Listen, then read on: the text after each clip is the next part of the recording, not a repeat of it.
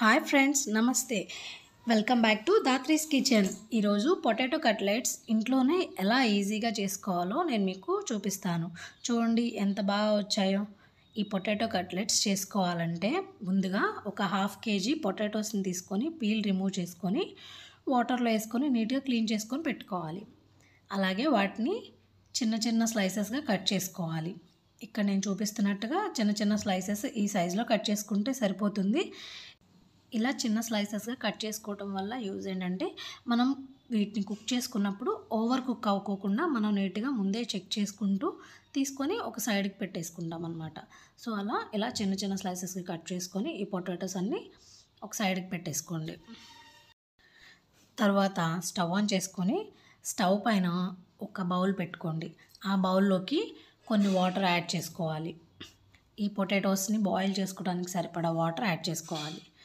And తర్వాత ఈ వాటర్లోకి మనం ముందుగా కట్ చేసి పెట్టుకున్నాం కదా పొటాటో పీసెస్, ఈ పొటాటో పీసెస్ అన్నిటిని ఈ వాటర్లో వేసి కుక్ చేసుకోవాలి. ఈ పొటాటోస్ అనేవి కుక్ అవ్వడానికి ఒక 6 to 7 minutes టైం పడుతుంది. సో ఇలా బాయిల్ అవ్వటం స్టార్ట్ అయిన తర్వాత ఒక 4 minutes అలా కంటిన్యూస్గా కుక్ అవనివ్వాలి.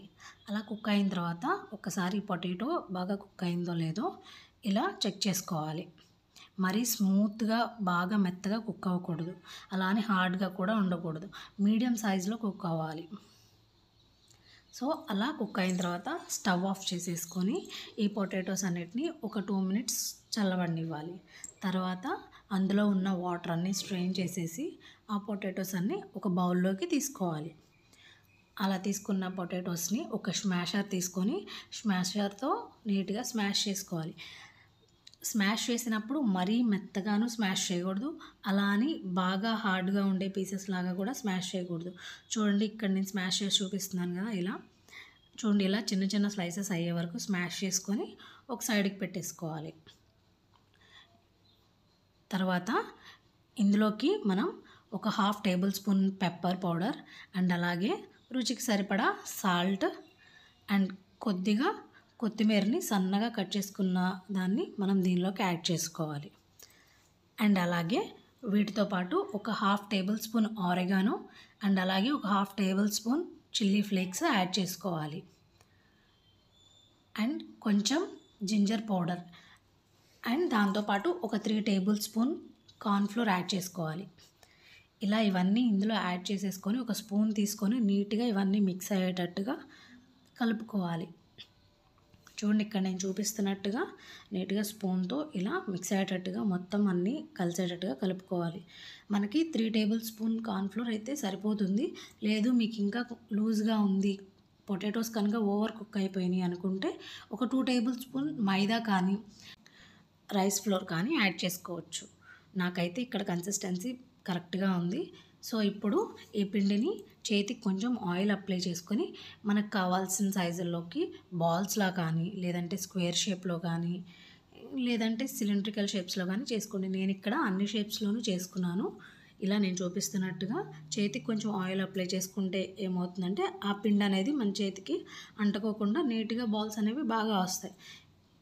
చూడండి ఇక్కడ నేను చూపిస్తున్నాను, ఇలా రౌండ్గా రొటేట్ చేసుకొని తర్వాత సిలిండ్రికల్ షేప్లో చేసుకోండి. ఇలాగే మిగతా పిండినంతా కూడా మీకు నచ్చిన షేప్స్లో చేసేసుకొని ఒక ప్లేట్లోకి తీసుకొని ఒక సైడ్కి పెట్టేసేయండి. ఇంకా చూడండి నేను ఇక్కడ నాకు నచ్చిన షేప్స్లో చేశాను. కొన్ని సిలిండ్రికల్గాను, కొన్ని రెక్టాంగులర్ షేప్లో అండ్ అలాగే కొన్ని రౌండ్గాను చేసి పెట్టుకున్నాను. మీరు కూడా ఇదే విధంగా మీకు నచ్చిన షేప్స్లో చేసుకొని ఒక ప్లేట్లోకి తీసుకోండి. తర్వాత స్టవ్ ఆన్ చేసుకొని స్టవ్ పైన ఒక బాండీ పెట్టుకొని దానిలోకి డీప్ ఫ్రైకి సరిపడా ఆయిల్ యాడ్ చేసుకోవాలి. ఈ ఆయిల్ అనేది మరి హై ఫ్లేమ్లో ఉంచకూడదు, మీడియం ఫ్లేమ్ కంటే కొంచెం తక్కువలో పెట్టుకొని ఆయిల్ అనేది హీట్ చేసుకోవాలి. అలా ఆయిల్ హీట్ చేసుకున్నాక మనం చేసుకున్న ఈ పొటాటో కట్లెట్స్ని అందులోకి నీట్గా 1 by 1 ఇందులో ఇట్లా ఆయిల్లో వేయాలి. ఇవి మీడియం ఫ్లేమ్లో కుక్ చేసుకోవడం వల్ల ఏంటంటే లోపల నుంచి కూడా కుక్ అయ్యి లోపల కూడా మంచిగా కుక్ అవుతుంది.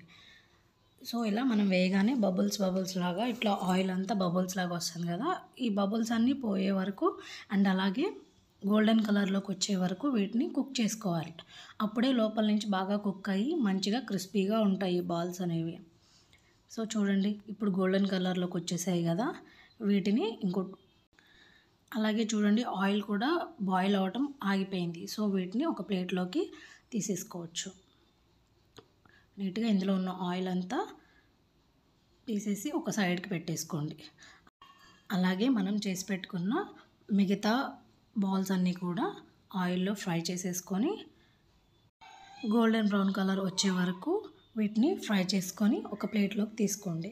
ఇది ఈవినింగ్ స్నాక్గా అయితే చాలా బాగుంటుంది. పిల్లలు ఈవినింగ్ స్కూల్ నుంచి రాగానే ఒకసారి చేసి పెట్టి చూడండి, చాలా ఇష్టంగా తింటారు. మీరు ఒకసారి ట్రై చేసి ఎలా ఉందో మాకు కామెంట్స్ రూపంలో తెలియజేయండి. వీటి టేస్ట్ అయితే చాలా చాలా చాలా బాగుంటుంది. ఒకసారి ట్రై చేసి చూడండి.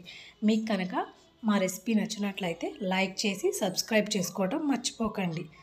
అలాగే మీ ఫ్రెండ్స్ అండ్ ఫ్యామిలీతో తప్పకుండా షేర్ చేసుకోండి.